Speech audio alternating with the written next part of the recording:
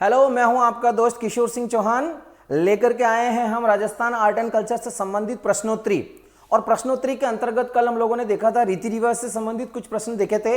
उससे रिलेटेड आज हम प्रश्न देखेंगे कि रीति रिवाज टॉपिक और संस्कार जो टॉपिक हैं उससे रिलेटेड कौन कौन से प्रश्न आते हैं। तो चलिए दोस्तों, बिना किसी टाइम को गंवाए हुए शुरुआत करते हैं प्रश्नोत्तरी। ये देखिए,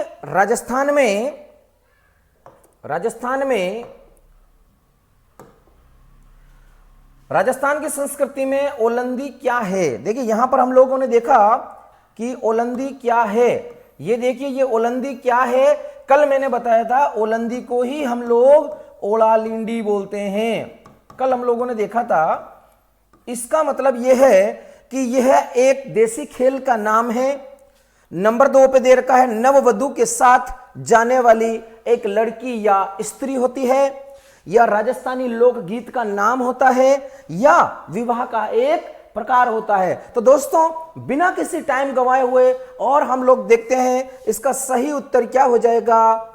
नववधू के साथ जाने वाली लड़की या स्त्री। जैसा कि दोस्तों मैंने आपको कल बताया था कि विवाह के अवसर पर जब एक लड़की अपने पीहर को छोड़ करके ससुराल में जाती है तो उसे पीहर पक्ष की याद आती है। उस याद को बुलाने के लिए उसके साथ में एक लड़की या स्त्री साथ जाती है ताकि वो उससे बातचीत करके अपने मन को बहला सके। उसे स्थानीय भाषा में ओलालिंडी कहते हैं और वास्तविक नाम ओलंदी है। परीक्षा में जो नाम आएगा वो ओलंदी आएगा। और हम लोग जानते हैं ओलंदी का मतलब यहां क्या हो जाएगा। नववधू के साथ जाने वाली कोई लड़की या स्त्री, उसको क्या कहेंगे, ओलंदी। अब इसी प्रकार हम लोग देखेंगे, अगला प्रश्न देखेंगे। यहां पर ये देखिए, राजस्थानी संस्कृति के अंतर्गत जान्नोटन क्या है। देखिए यहां पर दे रखा है जान्नोटन। राजस्थानी संस्कृति के अंतर्गत जान्नोटन क्या है। एक कृषि कर है, यानी टैक्स है, भूमि का एक माप है, या वर पक्ष की ओर से दिया जाने वाला भोज है, और एक प्रकार का लोकगीत है। तो इसका सही उत्तर क्या हो जाएगा। वर पक्ष की ओर से दिया जाने वाला भोज जान्नोटन कहलाता है। और जान्नोटन का मतलब भी क्या होता है। जान्नोटन का मतलब भी जीमण होता है। इस भोज को क्या कहेंगे, जीमण कहेंगे। और जीमण को क्या जानते हैं हम लोग, जीमण को बोलते हैं जेवणहार। क्या बोलेंगे, जेवणहार। इस जेवणहार को हम लोग 2 भागों में बांटते हैं। पहला वाला जो भाग आएगा इसके अंतर्गत, पहला वाला जो भाग आएगा हम लोग देख रहे हैं, पहला वाला जो भाग आएगा यहां पर आएगा कंवारी जान का जीमण। जो यहां पर पहला वाला भाग क्या आ जाएगा, कंवारी जान का जीमण। यहां पर आएगा कंवारी जान का जीमण। और 2 नंबर पे आएगा परन्योड़ी जान का जीमण। परन्योड़ी जान का जीमण। अब इसका मतलब ये होता है, यहां पर हम लोग देख रहे हैं जीमण का मतलब जीवनहार होता है, कंवारी जान का जीमण। इस कंवारी जान के जीमण से दोस्तों ये तात्पर्य है कि जब बारात आती है और फेरे फरने का समय मान लो 11 बजे का निश्चित किया गया है और बारात मान लो 8 बजे आ जाती है, तो फेरे बाद में होते हैं, पहले बारात को भोजन करवा दिया जाता है। इसको बोलते हैं कंवारी जान का जीमण। परंतु अगर फेरे का समय 8 बजे है और बारात 11 बजे आती है तो सबसे पहले दुल्हन का बाप क्या बोलता है, फेरे में बैठिए। इसका मतलब पहले शादी होगी, परिणयोड़ी यानी पहले फेरे फरेंगे, उसके बाद भोजन कराया जाएगा। तो इसके अंतर्गत हम लोग क्या लिखेंगे दोस्तों, हम लोग लिखेंगे यहां पर सिंपल सी बात है, हम लोग क्या लिखेंगे, फेरों के पश्चात भोजन। फेरों के पश्चात बारात को भोजन करवाया जाता है, भोजन करवाया जाता है। और यहां पर कंवारी जान के जीवन से क्या लिखेंगे हम लोग, फेरों से पूर्व, फेरों से पूर्व बारात को भोजन करवाना। तो सिंपल सी बात है दोस्तों, यहां पर जीवन वर्ड आ रहा है, जीवनहार आ रहा है, और बारातियों को और क्या चाहिए? बाराती जाते ही इसी कारण से है कि उन्हें बहुत अच्छा अच्छा खाना मिले, और बाकी सारी चीजें तो आप विवाह के अवसर पर जानते ही हो कितनी मौज मस्ती का माहौल होता है। बाकी ज्यादातर 99% इसी की ताक में रहते हैं कि कब हमारे को भोजन या जीवन मिल जावे। ठीक है, अब हम लोग आगे देखते हैं। यहां पर हम लोग देखेंगे आगे इस प्रकार, यहां पर देख रहे हैं कि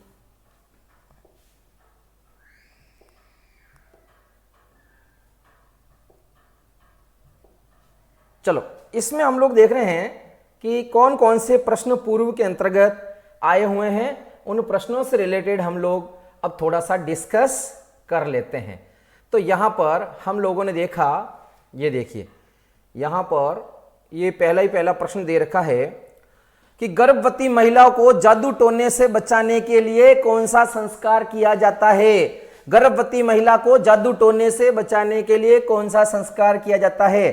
तो हम लोग देखेंगे यहां पर पहला दे रखा है पुंसवन संस्कार, दूसरा दे रखा है सीमांतोन्नयन संस्कार, तीसरा दे रखा है जातकर्म संस्कार, चौथा दे रखा है 8वां पूजन संस्कार। यहां पर पुंसवन संस्कार दे रखा है, तो यहां पर हम लोग देखते हैं कि पुत्र प्राप्ति की इच्छा, अगर पुत्र प्राप्ति की इच्छा अगर है, माता के गर्भाशय में, महिला के गर्भाशय में जो शिशु पल रहा है, अगर वो शिशु, हर व्यक्ति कामना करता है कि वो माता के गर्भाशय में जो शिशु पल रहा है वह क्या हो? वह पुत्र हो। अगर वह पुत्र प्राप्ति की कामना से संबंधित कोई संस्कार काम आता है तो वो कहलाता है पुंसवन संस्कार। यहां पर है सीमांतोन्नयन संस्कार। सीमांतोन्नयन के अंतर्गत आता है सीमा। सीमा का मतलब होता है बाधा। हम लोग यहां पर देख रहे हैं कि माता के गर्भाशय में जो शिशु पल रहा है उस शिशु की रक्षार्थ और बुरी अनिष्टकारी शक्तियों से बचाने के लिए, अमंगलकारी शक्तियों से बचाने के लिए कई जादू टोने करते हैं, कई कड़े करते हैं, कई डोरे बंधाए जाते हैं, कई लच्छे वगैरह वगैरह जो भी आप लोग टोने टूट के करते हैं, यानी बुरी शक्तियों से जो बचाने की कामना की जाती है दोस्तों, वो क्या कहलाएगा? सीमांतोन्नयन संस्कार। तो गर्भवती महिला को जादू टोने से बचाने के लिए कौन सा संस्कार किया जाता है? उत्तर हो जाएगा सीमांतोन्नयन संस्कार। आप लोग समझ गए होंगे। अब है जातकर्म संस्कार। तो सिंपल सी बात है, जातकर्म संस्कार का मतलब क्या होता है? जब शिशु का जन्म होता है तो जन्म के पश्चात में पिता अपनी चौथी अंगुली और सोने चांदी की चम्मच के साथ शिशु को घी और शहद मिला करके उसके मुंह में चटाता है, अर्थात वह कहता है कि हे पुत्री या पुत्री, हे मेरी संतान, आज से तू मेरी जाति में, मनुष्य जाति के अंतर्गत आ गया है। इस संस्कार को देसी भाषा में गुट्टी देना या गटकी देना भी कहते हैं। गुट्टी देना या गटकी देना भी कहते हैं। बहुत इजी तरीके से आया है। अगला जो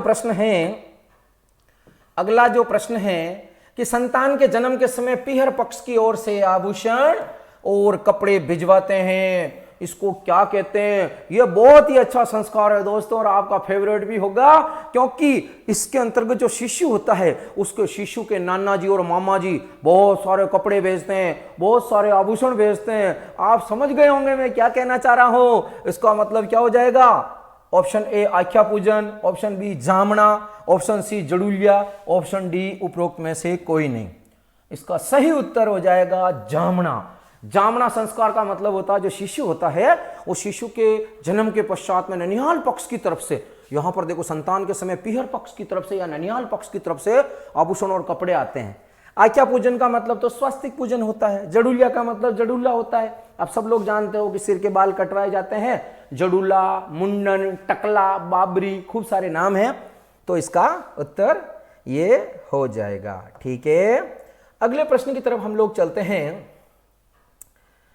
अगले प्रश्न की तरफ हम लोग चलेंगे। अगला जो प्रश्न दे रखा है कि संतान जन्म के उत्सव के समय बहन बेटियों के द्वारा मांगलिक चिन्ह बनाए जाते हैं, उसे क्या कहा जाता है? जो मांगलिक चिन्ह बनाए जाते हैं, एक्चुअली क्या होता है कि जो मांगलिक चिन्ह होता है उसके बाहर यानी घर के बाहर बहन बेटियों की तरफ से इस प्रकार का स्वास्तिक बनाया जाता है जिसको बोलते हैं आख्या या सट्या या स्वास्तिक।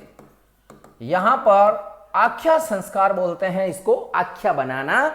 इसका मतलब जामना, ये जामना नहीं होगा दोस्तों, क्योंकि अभी हम लोग बात कर चुके हैं कि जो पीहर पक्ष यानी जो लड़की होती है, यानी कि जो शिशु की मां होती है, उस मां के पीहर पक्ष की तरफ से या जो शिशु होता है उस शिशु के ननिहाल पक्ष की तरफ से जितने सारे आभूषण वस्त्र वगैरह आते हैं उनको क्या कहते हैं, जामना। दूसरा देशाटन संस्कार, यह भी नहीं होता है। देशाटन संस्कार का मतलब शिशु जब 6 माह का होता है तब उसको खिलाते हैं अन्न, और जो अन्न खिलाने के पश्चात जो संस्कार होता है उस संस्कार को बोलते हैं अन्नप्राशन संस्कार। उस संस्कार को क्या बोलते हैं दोस्तों, अन्नप्राशन संस्कार। 6 महीने तक शिशु को कुछ नहीं खिलाया जाता है और 6 महीने के पश्चात पहली बार अन्न खिलाया जाता है, उस संस्कार को बोलते हैं अन्नप्राशन या देशाटन संस्कार। आज की तारीख में तो भाई साहब 6 महीने का शिशु होता है और 6 महीनों का शिशु होने के पश्चात में सेरेलैक खिलाया जाता है, और सेरेलैक भी बढ़िया बढ़िया क्वालिटी के आते हैं और अलग अलग स्वाद के आते हैं, तो वो शिशु उसी के अकॉर्डिंग वो हैबिट में पड़ जाता है, फिर वो रोटी सब्जी खाता ही नहीं है। ये तो सब आप लोग जानते हो। और पुंसवन का मतलब तो मैंने अभी भी बताया कि माता के गर्भाशय के अंतर्गत जो शिशु पल रहा है उस शिशु के पुत्र प्राप्ति की इच्छा। तो इसका सीधा सा उत्तर क्या हो जाएगा, देशाटन। क्या हो जाएगा, नहीं, इसका सीधा सा उत्तर क्या हो जाएगा, उपरोक्त में से कोई नहीं। क्योंकि हम लोग जानते हैं संतान जन्म के समय बहन बेटियों के द्वारा मांगलिक चिन्ह बनाए जाते हैं, उसको क्या कहते हैं, स्वास्थ्य की आख्या भेंट संस्कार। और देशाटन संस्कार किसको कहते हैं, अन्नप्राशन संस्कार। शिशु को 6 महीने तक, 6 महीने के पश्चात में अन्न खिलाना। तो यहां पर इसमें से क्या हो जाएगा सही उत्तर, उपरोक्त में से कोई नहीं। ठीक है, अगला क्वेश्चन हम लोग देखेंगे। यहां पर ये अगला क्वेश्चन दे रखा है, संतान जन्म के बाद पहली बार सूर्य दर्शन करवाना क्या कहलाता है। देखिए यहां पर क्या होता है, ये रहा देशाटन संस्कार या अन्नप्राशन संस्कार, ये दोनों एक ही हैं। अभी ये भी बताया मैंने कि जब शिशु 6 महीने का हो जाता है तो 6 महीने की पश्चात में शिशु को अन्न खिलाना, तो अन्नप्राशन या देशाटन संस्कार हो जाएगा।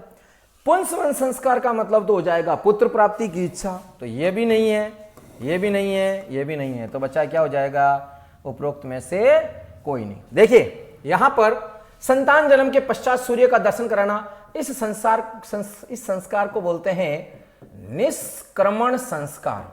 देखिए यहां पर इसका जो सही उत्तर होगा वो होगा निष्क्रमण संस्कार। और क्रमण से आपको एक ट्रिक्स याद रखनी है, क्रमण से याद करना है ब्राह्मण। देखिए क्रमण ब्राह्मण, क्रमण ब्राह्मण, यानी ट्रिक्स पकड़नी है आपको। परीक्षा में आप जाएंगे तो आपको ट्रिक्स पकड़नी है, क्रमण ब्राह्मण। ब्राह्मण 2 प्रकार से याद कर लो। अगर मान लो कि दिन के अंतर्गत शिशु भ्रमण कर रहा है तो वो हो जाएगा सूर्य दर्शन, शिशु रात को भ्रमण कर रहा है तो वो हो जाएगा चंद्र दर्शन। मेरी बात को समझ रहे होंगे आप लोग कि शिशु को घर से बाहर निकालना। अब शिशु को अगर आप दिन में निकाल रहे हो तो वो सीधा सिंपल सी बात क्या हो जाएगा, सूर्य दर्शन। अगर शिशु को रात को बाहर निकाल रहे हो तो उसका हो जाएगा चंद्र दर्शन, अर्थात शिशु भ्रमण कर रहा है तो भ्रमण से ट्रिक पकड़नी है, क्रमण। संतान जन्म के बाद पहली बार सूर्य का दर्शन कराने को क्या कहते हैं, तो इसका उत्तर हो जाएगा निष्क्रमण संस्कार। तो उपरोक्त में से कोई नहीं, सिंपल सी बात है, इसका उत्तर क्या हो जाएगा, उपरोक्त में से कोई नहीं। ठीक है, अगला प्रश्न, समावर्तन संस्कार क्या होता है। समावर्तन संस्कार का मतलब होता है डिग्री मिलना, कॉन्वोकेशन, जिसको अपन बोलते हैं। आज की तारीख में समारोह होता है, दीक्षांत समारोह होता है। समावर्तन क्या होता है दोस्तों, कि जब प्राचीन समय के अंतर्गत शिशु जब गुरुकुल में दीक्षा प्राप्त करने के लिए जाता था और शिक्षा प्राप्त करने के लिए जाता था, यानी शिक्षा ग्रहण करने के लिए जाता था, तब वो क्या होता था, समावर्तन संस्कार, मतलब उसकी डिग्री या शिक्षा पूर्ण हो जाती थी तो वह क्या करता था, विदाई लेकर के वापस अपने घर की तरफ लौटता था। इसका मतलब उस समय समावर्तन संस्कार के पश्चात जो उसकी शिक्षा है, जो उसकी डिग्री है, वो पूर्ण हो जाती है। और समावर्तन संस्कार के पश्चात जो भी शिशु या व्यक्ति होता है वो स्नातक उत्तीर्ण कहलाता है। तो स्नातक उत्तीर्ण इसके पश्चात में क्या कहलाएगा, व्यक्ति स्नातक कहलाता है। स्नातक का मतलब आज की तारीख में आप लोग जानते हैं, बीए पास को स्नातक कहते हैं या ग्रेजुएशन जिसको अपन बोलते हैं। तो इसका सही उत्तर है गुरुकुल में शिक्षा पूर्ण होने के पश्चात विदाई समारोह, शादी के समय दी जाने वाली दक्षिणा, वधु पक्ष की ओर से वर पक्ष को दिया जाने वाला दहेज उपरोक्त में से कोई नहीं। तो दोस्तों इसका सिंपल सा उत्तर क्या हो जाएगा, ए। गुरुकुल में शिक्षा पूर्ण हो जाने के पश्चात का विदाई समारोह जो होता है, दीक्षांत समारोह जो होता है, हम लोग उसको क्या कहेंगे, समावर्तन संस्कार कहेंगे। हम लोग क्या कहेंगे उसको, समावर्तन संस्कार कहलाएंगे। ओहो, अगला क्वेश्चन कि विवाह के समय नाई जाति को दिया जाने वाला नेग क्या कहलाता है। देखिए हम लोग क्या करते हैं, जब किसी व्यक्ति की शादी होती है तो शादी हो जाने के पश्चात में लगन लिखवाते हैं पंडित के द्वारा, और उस लगन को नारियल के ऊपर रख करके धागे से बांध करके मोली वोली से बांध करके एक नाई जाति का व्यक्ति होता है, वो नाई जाति का व्यक्ति दुल्हन पक्ष की तरफ से वर पक्ष के पास में आता है और वर वालों को देता है कि ये फलाने सिंह जी का या फलाने चंद जी का लगन आया है। तो वो जो दुल्हा पक्ष होता है, वर पक्ष होता है, वो वर पक्ष उस नई जाति के व्यक्ति को कुछ आभूषण हैं, कुछ कपड़े हैं, कुछ वस्त्र पैसे वगैरह है या कुछ नेक देता है। उस नेक को क्या कहते हैं दोस्तों, इकतई, दामना, छात, उपरोक्त में से कोई नहीं। इकतई शब्द तो होता है कि जब दुल्हा दुल्हन जो होते हैं वो किसी टेलर के पास जाते हैं कपड़े का नाप दिलवाने के लिए, यानी मुहूर्त से अगर कपड़े का नाप दिलवा रहे हैं तो वो इकताई कहलाता है। दामना है, ये हो ही नहीं सकता, तो इसका सीधा उत्तर क्या हो जाएगा, छात देना। क्या हो जाएगा, छात देना। ठीक है, ओके। अगला जो क्वेश्चन है कि विवाह के पश्चात दर्जी को, अभी मैंने बताया आपको कि दर्जी या टेलर को दिया जाने वाला नेक क्या कहलाएगा, इकताई। यानी कि जो दुल्हा दुल्हन है यानी वर वधु है, उस वर वधु यानी कि वो अपने मुहूर्त के हिसाब से कपड़े का नाप दिलवाने के लिए टेलर या दर्जी के पास जाते हैं और अपने कपड़ों का नाप दिलवाते हैं, उसको बोलते हैं इकताई संस्कार। क्या बोलेंगे, इकताई। अगला है कि विवाह के समय गांव वालों को दिया जाने वाला भोज क्या कहलाता है। पार्टी तो अपने देसी भाषा में जामना हो ही नहीं सकता है, झीमना ये भी नहीं हो सकता है, तो मांडा। इसका सही उत्तर क्या हो जाएगा, मांडा। विवाह के समय गांव वालों को दिया जाने वाला भोज क्या कहलाएगा, मांडा। क्या कहलाएगा, मांडा। वधु की ओर से बारात का स्वागत किया जाता है, उसको क्या कहते हैं, वधु की ओर से, वधु पक्ष की ओर से सामेला, आगुणी, ठूमना, समठूणी या उपरोक्त में से कोई नहीं, यानी उपरोक्त सभी। इसका सही उत्तर क्या हो जाएगा, यानी कि दुल्हन पक्ष के जो लोग होते हैं वो आगे जाकर के क्या करते हैं, एक दूसरे को मिलनी करते हैं, अगवानी करते हैं, सामेड़ा बोलते हैं जिसको हमेड़ा करना है ना, अपने मेवाड़ी भाषा में क्या बोलते हैं, हमेड़ा। हमेड़ा मतलब क्या होता है, वधु पक्ष के लोग आते हैं, वर पक्ष का स्वागत करते हैं और एक दूसरे से मिलनी करते हैं। तो इसका सही उत्तर क्या हो जाएगा, आगुणी, ठूमणी, समठूणी भी बोलते हैं इसको।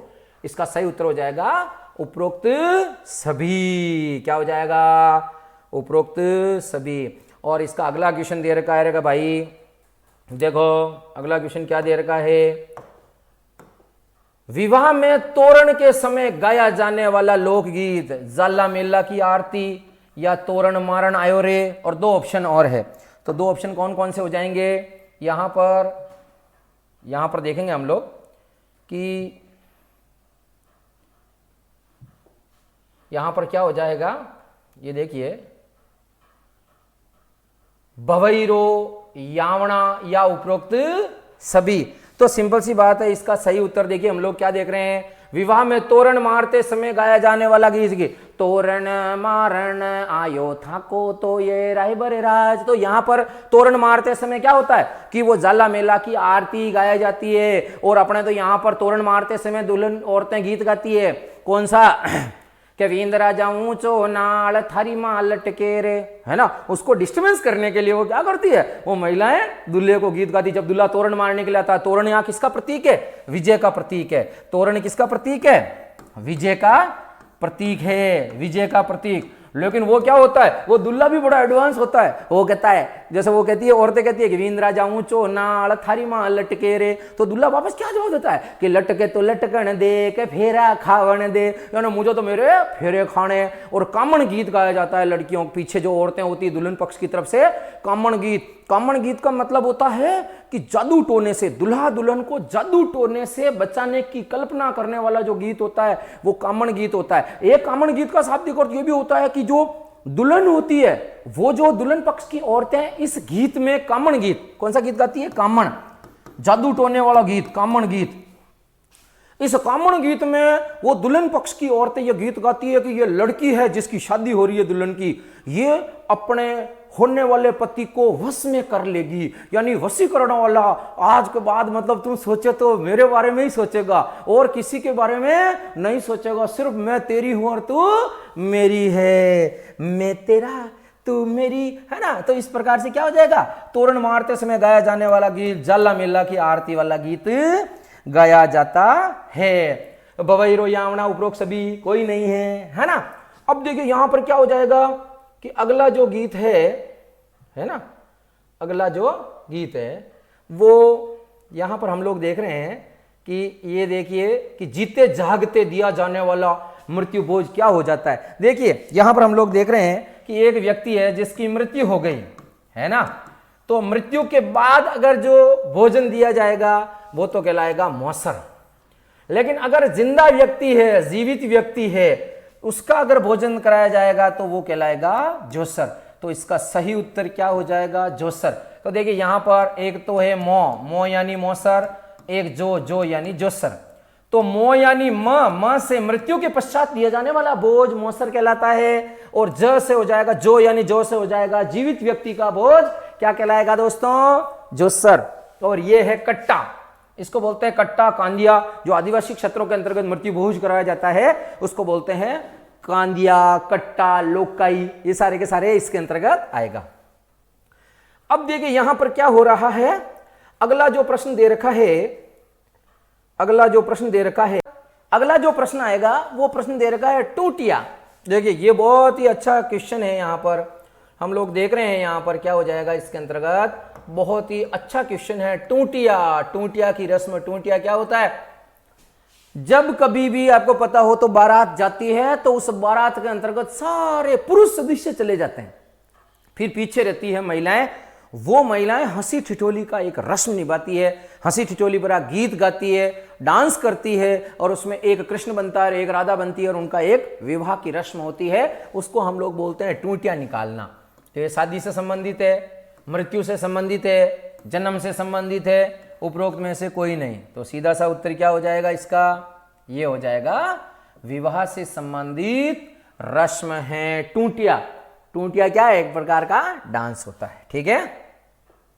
अब अगला प्रश्न हम लोग देखेंगे कि विवाह के पश्चात दुल्हन को कराया जाने वाला भोज, दुल्हन को दिया जाने वाला कलेवा या कलेवा कराते हैं दुल्हन को। देखो शादी के पश्चात में दुल्हन को कलेवा कराते हैं। आपको पता हो तो अपने यहाँ के संस्कार में क्या होती है, जब दुल्हन आती है तो सभी ननदें उसकी सेवा करती है, अरे भाभी जी आ गए, भाभी जी आ गए, और बढ़िया बढ़िया उसको क्या होता है, हलवा परोसा जाता है, रोटी खिलाते हैं, बढ़िया बढ़िया व्यंजन, है ना। नई नई दुल्हन आती है तो उसकी सेवा की जाती है, बाद में फिर वो दुल्हन है सबकी सेवा करती है ना। तो ये अपने संस्कारों के अंतर्गत आप लोग जानते हैं। तो इसका सही उत्तर हो जाएगा हिरावणी। इसका सही क्या उत्तर हो जाएगा, हिरावणी। बडार तो होता है भोजन, हत्तल बोलनो ओख, है ना, ये हो जाएगा। अगला जो इसका सीधा सा उत्तर दे रखा है, किसी परिवार का कोई व्यक्ति अगर मर जाता है तो जिस त्योहार को हो गया है वह त्योहार नहीं मनाते, इसको क्या कहते हैं। बहुत अच्छा क्वेश्चन है कि आज मान लो कोई रक्षाबंधन का त्योहार है और आज अपने घर के अंतर्गत किसी व्यक्ति की मृत्यु हो जाती है, तो वह जो त्योहार होता है वह त्योहार हम लोग क्या करते हैं, नहीं मनाते हैं, उसको बोलते हैं ओख। क्या बोलते हैं, ओख। लेकिन ओख की समाप्ति मानी जाती है अगर वापस उसी रक्षाबंधन के दिन घर के अंतर्गत पुत्र प्राप्ति होती है, पुत्र, तो ओख समाप्त माना जाता है। अब पुत्र कैसे प्राप्त होगा वो तो आप लोग ज्यादा समझदार हैं। यहां पर मैं देख रहा हूं किसी व्यक्ति का, कोई व्यक्ति का निधन जिस त्योहार पर हो जाता है तो वह त्योहार नहीं मनाते हैं। उस त्योहार को क्या कहते हैं, अभी भी मैंने बताया, ओख। क्या बोलते हैं, ओख। अगला जो क्वेश्चन दे रखा है कि मृत्यु भोज के समय निमंत्रकों को दी जाने वाली मिठाई और बर्तन क्या कहलाता है, इसको बोलते हैं लाना। क्या बोलते हैं, जो डेड बॉडी हो जाती है, डेड बॉडी हो जाने के पश्चात में कुछ छोटे मोटे गिफ्ट वगैरह देते हैं या मिठाई वगैरह देते हैं, उसको बोलते हैं लाना। क्या बोलते हैं, लाना। अगला जो प्रश्न दे रखा है 16 नंबर पे है बद्दर। बद्दर क्या होता है, आपको पता हो तो जब कहीं किसी व्यक्ति की मृत्यु हो जाती है तो उसको शमशान घाट में ले जाते हैं, तो उसका जो ज्येष्ठ उत्तराधिकारी होता है, जो बड़ा बेटा होता है, वो अपने बाल को काट करके अग्नि को समर्पित करता है, फिर उसके परिवार के सभी सदस्य टकले हो जाते हैं, बालों को कटवा लेते हैं। इस प्रथा को बोलते हैं बद्दर होना। तो किससे संबंधित है? तो सीधी सिस्टम सी बात क्या हो जाएगी? मृत्यु से संबंधित है बद्दर होना। यह सिंपल सी बात है ना? तो यहां पर तो कोई दिक्कत होनी नहीं चाहिए।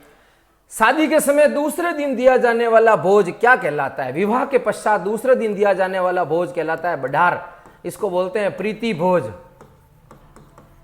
प्रीति भोज, प्रीति भोज का मतलब होता है स्नेह भोज। आप लोग सभी परिवार के सभी सदस्य जा सकते हैं। एक वर्ड आपने सोचा होगा प्रति भोज। प्रति का मतलब होता है एक, यानी आपको जीमने के लिए तो बुलाया, खाना खाने के लिए तो बुलाया, लेकिन कितने लोगों को बुलाया है? बोलो, एक लोग को बुलाया। प्रति, प्रति यानी एक लोग ही जाएगा, एक आदमी जीमने जाएगा, एक आदमी खाना खाने जाएगा। लेकिन अपने ऐसा नहीं है, अपने तो स्नेह भोज आवो, प्रति भोज आवो, प्रीति भोज आवो, पूरा का पूरा परिवार हगरी डेरा जाएगा और खाना खा के आएगा। ये तो धन्यवाद हो बेचारे यहाँ के हलवाइयों को जो अच्छा मैनेजमेंट बिठा दे, वरना प्रीति भोज और प्रति भोज में कोई अंतर नहीं होगा, है ना। अगला जो प्रश्न है आप लोग देखेंगे, लड़की और लड़का दोनों का संबंध तय करना क्या कहलाता है? सगाई करते हैं, फाइनल हो गया रिश्ता। सगपन होता है तो वो क्या करते हैं? सगपन के अंतर्गत सगपन जो होता है वो सगाई सगपन करने के लिए जाते हैं। और तीसरा टेवाड़िया। टेवाड़िया क्या होता है इसके अंतर्गत? कि यहां पर जो टेवाड़िया है ये यहां पर क्या करते हैं? जो कुंडली का मिलान करना होता है, टेवा मिलान करना, कुंडली का मिलान करना, यानी एक तरह से लड़का लड़की का संबंध फाइनल हो गया। तो इसका उत्तर क्या हो जाएगा? उपरोक्त सभी। क्या हो जाएगा? इसका सही उत्तर क्या हो जाएगा? बोलो, इसका सही उत्तर क्या हो जाएगा? उपरोक्त सभी। ठीक है। अब देखिए यहां पर अगला प्रश्न, मृतक व्यक्ति के परिवार को ढांढस बंधाना क्या कहलाता है? अगर किसी व्यक्ति की मृत्यु हो जाती है तो अड़ोस पड़ोस वाले जो समाज के जो लोग होते हैं वो वहां जाकर के उसको ढांढस बनाते हैं, सांत्वना देते हैं, वहां पर बैठक करते हैं। और ये सारी की सारी जो प्रथा कहलाती है वो कहलाती है सतरवाड़ा। क्या कहलाएगी यहां पर? सतरवाड़ा। देखिए इसका सही उत्तर क्या हो जाएगा? सतरवाड़ा। इसका सही उत्तर हो जाएगा सतरवाड़ा। कांजिया, ये तो मैंने देख दिया कि मृत्यु भोज होता है। तीसरा जो तिया होता है, ये पानीवाड़ा वर्ड क्या होता है? देखिए पानीवाड़ा शब्द क्या होता है कि सपोज करो कि आप मान लो जिस गांव में रहते हो और आपके अंकल जी मान लो बाहर किसी व्यवसाय की दृष्टि से बेंगलोर चले गए। अगर उनकी मृत्यु बेंगलोर हो जाती है मान लो, तो बेंगलोर से डेथ बॉडी को यहां लाना बहुत मुश्किल होता है। तो परिवार के सदस्य क्या कहते हैं कि डेथ बॉडी को जला दो, वहां पर दाह संस्कार वहां कर दो और बाकी का सारा क्रियाक्रम उसके घर के यहां पर होगा। तो जो डेथ बॉडी के अंदर मृतक की मृत्यु किसी अन्यत्र स्थान पर होती है, जलाया कहीं अन्य स्थान पर होता है, बाकी शोक संतृप्त परिवार को सांत्वना देने का काम उसके पैतृक गांव में होता है। इसको बोलते हैं पानीवाड़ा। क्या बोलेंगे हम लोग? पानीवाड़ा। फिर अगला क्वेश्चन है, राजस्थान में कुछ ग्रामीण क्षेत्रों में बाल विवाह होते हैं। उस समय लड़की के साथ एक महिला भेजी जाती है जो वापस आ जाती है, उसको क्या कहते हैं? ये अभी अभी हम लोग क्या कर चुके हैं, इसके साथ में डिस्कस कर चुके हैं। तो मैंने देखो ये इसका हो जाएगा ओलंदी या ओला लिंडी। हम लोग पहले भी डिस्कस कर चुके हैं। ये देखिए ग्रामीण क्षेत्रों के अंतर्गत बाल विवाह होते हैं। उस समय लड़की के साथ एक महिला को भेजी जाती है जो वापस आ जाती है, वह क्या कहलाती है? मामांटा यानी सासू छाबड़ा। मामांटा को क्या कहते हैं? सासू छाबड़ा। यानी कि आपको पता हो तो जब विवाह के पश्चात में बारात को सीख दी जाती है, बारात को विदाई दी जाती है, तो जो दूल्हे की मां होती है वो बारात में नहीं आती है। तो मां के लिए, जो दूल्हे की मां के लिए दुल्हन पक्ष की तरफ से जो कपड़े भेजे जाते हैं उसको बोलते हैं मामांटा या सासू छाबड़ा या सऊ छाबड़ा। ये हिरावणी का मतलब तो होता है जो ग्रामीण क्षेत्रों के अंतर्गत सुबह सुबह जो कलेवा कराया जाता है उसको, सुबह का जो नाश्ता होता है उसको हिरावणी कहते हैं। ओलंदी मतलब ओला लेंडी। ये तो सिंपल सी क्वेश्चन हो गया है ना।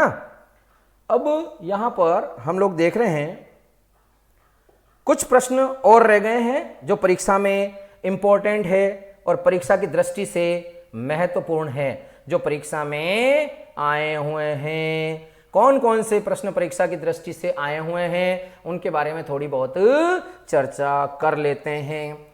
राजस्थानी संस्कृति में जन्नोटन क्या है? ग्राम सेवक 2016 के अंतर्गत लेटेस्ट में क्वेश्चन पूछा है। वर पक्ष की ओर से दिया जाने वाला भोज क्या कहलाता है दोस्तों? जन्नोटन। राजस्थानी संस्कृति में ओलंदी क्या है? ग्राम सेवक 2016 के अंतर्गत अभी भी प्रश्न पूछा है। नववधु के साथ भेजी जाने वाली लड़की या जो स्त्री होती है उसको बोलते हैं ओलंदी। अगला प्रश्न है ग्राम सेवक 2016 में ही पूछा है कि बिलों में छेड़ा फाड़ना क्या है? तलाक। तलाक जो महिला होती है, महिला का तलाक होता है, उसको स्थानीय भाषा में बोलते हैं छेड़ा फाड़ना। ठीक है। अगला जो प्रश्न है वो आया है टैक्स असिस्टेंट 2015 में पूछा है कि राजपूत शासक जिसने कन्यावध रोकने का प्रथम प्रयास किया? राम सिंह सेकंड जयपुर। राम सिंह सेकंड जयपुर ने कन्यावध रोकने का प्रयास किया। और राजस्थान में पहली बार कन्यावध रोकने का प्रयास किस रियासत के द्वारा किया गया? उस रियासत का नाम है कोटा। कोटा है ना। कन्यावध रोकने का प्रयास पहली बार किसने किया था? कोटा ने। ठीक है। रियासत अगर पूछे तो कोटा। ठीक है। किसी व्यक्ति की संदिग्ध मृत्यु हो जाने पर मृत्यु स्थान के स्वामी से वसूला जाने वाली जो प्रथा होती है वो कौन सी प्रथा होगी? आप लोग जानते हैं, उस प्रथा को बोलते हैं मौताना। कल मैंने बताया था मौताना या चढ़ोतरा। ये राजस्थान पुलिस 2014 में पूछा है। मैंने अभी भी कहा था कि अगर किसी व्यक्ति, आदिवासी वागड़ क्षेत्र के अंतर्गत ज्यादातर ये प्रथा प्रचलित है कि अगर किसी व्यक्ति की मृत्यु हो जाती है तो सामने वाली पार्टी से उस मौत का पैसा वसूल करते हैं, मृत्यु धन वसूल करते हैं। इसको मौताना या चढ़ोतरा कहा जाता है। मौताना या चढ़ोतरा। और ये वहां ज्यादातर कहां प्रसिद्ध है? डूंगरपुर, बांसवाड़ा और उदयपुर के कुछ आदिवासी क्षेत्रों में। स्त्री और पुरुषों को दास दासी रखने की परंपरा को क्या कहा जाता था? तो हम लोग क्या करेंगे, दास दासी जो रखने की जो परंपरा है उसको बोलते थे चाकर, है ना। या यहां पर सही उत्तर जो पटवार के अंतर्गत माना था उसका सही उत्तर 2011 में उसको कहते हैं गोल्ला। आदिवासी जातियों में पत्नी अपने पति को छोड़कर दूसरे पुरुष के साथ रहने लग जाती है, यह प्रथा क्या कहलाती है? नाता प्रथा या नातरा प्रथा। ये सब लोग जानते हैं कि मान लो अगर कोई औरत है वह अपने पति को छोड़कर किसी और के दूसरे पति के साथ में जाकर के रहने लग जाती है तो उसको क्या कहेंगे? अब यार वो छोड़ के क्यों जाती है उसका तो मेरे पास कोई जवाब नहीं है, लेकिन वो छोड़ के चली जाती है तो इस प्रथा को क्या कहेंगे? नाता प्रथा। ये भी पटवार 2011 के अंतर्गत क्या हो गया? ये प्रश्न आया हुआ है। आदिवासी जातियों की बात करें आजकल तो मान लो प्रत्येक जाति के अंदर भी चली जाएगी, मान लो, है ना। और अच्छा खासा आजकल सोचो कि तुम लोग पटवारी की तैयारी कर रहे हो, कांस्टेबल की तैयारी कर रहे हो, है ना, और मान लो नौकरी नहीं कर रहे हो, पैसा नहीं कमा रहे हो, तो नेचुरली बात है कि आप लोग समझ गए होंगे मैं क्या कहना चाह रहा हूं, है ना। अगला जो प्रश्न है इसी के अंतर्गत, मेवाड़ क्षेत्र में राजस्थान की जनजातीय क्षेत्रों में मौताना नामक एक परंपरा है। इस मौताना का शाब्दिक अर्थ क्या है? अभी भी बताया मैंने, कहा मृत्यु धन। ये देखिए RSRTC LDC 2013 के अंदर प्रश्न पूछा, अभी भी बताया मैंने। मौताना का मतलब होता है मृत्यु धन। क्या होता है? मौत का पैसा वसूल करना। और सामने कोई व्यक्ति मर गया है तो उस सामने वाले के ऊपर हाथ में लाठी, बाटा, बर्छी, कृपाण, तलवार, भाले लेकर के चढ़ाई करते हैं और मार खून खराबे के बीच में जिस व्यक्ति से पैसा वसूल किया जाता है, मृत्यु का धन वसूल किया जाता है, उसको बोलते हैं मौताना या चढ़ोतरा। ठीक है। अगला जो प्रश्न दे रखा है, धारी संस्कार किस जनजाति में? सहरिया। ये बहुत इंपॉर्टेंट है, आरपीएससी की दृष्टि से परीक्षा के अंतर्गत होता है धारी संस्कार। अब देखिए धारी संस्कार क्या होता है वो बताता हूं मैं। सर्वप्रथम 1853 में महाराणा स्वरूप सिंह जी ने किस प्रथा को गैर कानूनी कोशिश किया? डाकण प्रथा। आपको पता है गांवों के अंतर्गत बहुत ज्यादा ये परंपरा आज भी तारीख में प्रचलित है। किसी व्यक्ति विशेष के ऊपर कहते हैं तो डाकण है, जोगण है, डाकेड़ी, भूतेड़ी, जोगेड़ी, है ना, इस प्रकार के बारे में सुना जाता है। तो आपको याद करना है कि एक औरत है 53 साल की उम्र में डाकण बन गई। ट्रिक्स कैसे याद करोगे? 53 साल की उम्र में डाकण बन गई तो उसका स्वरूप बिगड़ गया। कैसे याद करोगे? 53 साल की एक डोकरी है जो उदयपुर की रहने वाली है, वो डाकण बन गई, है ना, और उसका स्वरूप बिगड़ गया, यानी चेहरा बिगड़ गया। तो आपको 53 से 1853 याद करना। डाकण से डाकण प्रथा पर रोक लगाई और महाराणा स्वरूप सिंह जी से क्या हो जाएगा? महाराणा स्वरूप सिंह जी। ठीक है भाई, ओके। अब देखिए हम लोग क्या कर रहे हैं यहां पर, मैं आपको बता रहा था वो धारी संस्कार। यहां पर मैं बता रहा था धारी संस्कार। जो धारी संस्कार होता है, अभी भी मैंने बताया ज्यादातर क्या होता है, धारी संस्कार का शाब्दिक अर्थ होता है कि पुनर्जन्म में विश्वास करना। पुनर्जन्म में विश्वास करना। पुनर्जन्म के अंतर्गत विश्वास कैसे करेंगे? देखिए अभी भी क्वेश्चन आया था, ये कौन सी जनजाति में ज्यादातर प्रचलित है? सहरिया जनजाति। और सहरिया जनजाति आपको पता है ओनली एंड ओनली कहां पाई जाती है? बारां के अंतर्गत, जिला बारां, है ना, शाहाबाद और किशनगढ़। ठीक है, ठीक। अब होता क्या है इसके अंतर्गत मैं आपको बताता हूं कि यहां पर धारी संस्कार में क्या होता है। देखिए कि ये किसी व्यक्ति की मृत्यु हो जाती है, मृत्यु हो जाने के पश्चात में उसको शमशान घाट में ले जा करके जला देते हैं और जलाने के पश्चात में उसके घर के अंतर्गत यहां से कुछ राख लाते हैं और राख को घर के आंगन के अंतर्गत बिछा देते हैं। बिछाने के पश्चात में उसके ऊपर क्या करते हैं, एक ढक्कन लगा लेते हैं और ढक्कन लगाने के पश्चात में आधा 1 घंटे के बाद में खोल के देखते हैं तो यहां पर विभिन्न प्रकार की इस तरह की धारियां बन जाती है। जब धारियां बन जाती है तो अंदर से एक औरत जो होती है वरिष्ठ, वो आकर के कहती है ये किसके निशान बने। अगर मान लो सपोज करो ये इस प्रकार हाथ का निशान बन गया, पांव का निशान बन गया, तो वह आकर के बोलती है कि ये जलने के पश्चात वापस मनुष्य योनि में चला गया। ये यहाँ पर मान लो कि चिड़िया का पंख बन जाता है या इस प्रकार कोई पांव बन जाता है तो वो कह देगी ये पक्षी योनि में चला गया। और इस प्रकार वो क्या करते हैं कि पुनर्जन्म में विश्वास करते हैं। इस संस्कार को बोलते हैं दोस्तों धारी संस्कार। क्या बोलेंगे दोस्तों इसको, धारी संस्कार। तो आज हम लोगों ने जितने सारे क्वेश्चंस रीति रिवाज और संस्कार से आए हुए थे उनके रिलेटेड हम लोगों ने चर्चा की है और इसके पश्चात में काफी सारे क्वेश्चंस हैं, वो आप धीरे धीरे आगे बढ़ेंगे तो हम लोग और भी चर्चा करेंगे। तब तक के लिए बहुत बहुत धन्यवाद। फिर मिलते हैं हम लोग अगली क्लास में अगले टॉपिक से संबंधित प्रश्नों को लेकर के। तब तक के लिए गुड नाइट।